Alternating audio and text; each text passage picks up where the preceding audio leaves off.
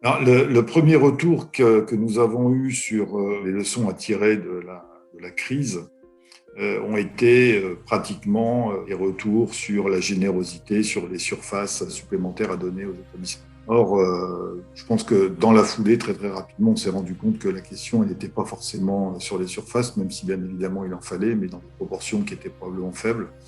Elle était plus sur la question de la fonctionnalité générale des plateaux techniques, la fonctionnalité générale des circuits et probablement l'organisation des flux avec bien évidemment dans les mêmes structures des patients qui relèvent des hospitalisations, des patients qui relèvent de soins externes qui étaient censés se mélanger. Ça, il faut l'éviter. Et donc, dans une logique de territoire et dans une logique de proximité que le Ségur veut favoriser, il est très clair que c'est probablement l'architecture du système qui primera sur l'architecture hospitalière.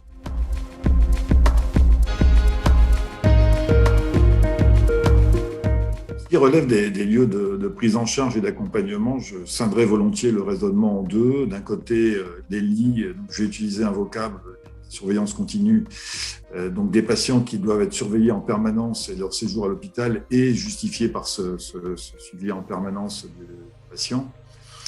Ces lits-là, ces lits critiques, ces lits de soins intensifs auront probablement vocation à être centralisés sur des plateaux partagés, de sorte à éventuellement avoir une extensibilité possible et avoir un recours en cas de réquisition entre guillemets de ces lits-là pour une activité particulière, un recours possible dans les unités cliniques spécialisées. Pour ce qui est de l'ambulatoire et pour ce qui est des soins externes, c'est probablement un schéma totalement différent qu'on pourrait regarder. C'est en fait cette activité-là, elle est plus de proximité, elle est de la proximité comme d'ailleurs l'activité médico-sociale, et on pourrait très bien imaginer des schémas complètement différents où la proximité du sanitaire de première intention rejoint la proximité du médico-social. Donc on voit bien que, encore une fois, c'est l'architecture du système qui prime sur l'architecture immobilière.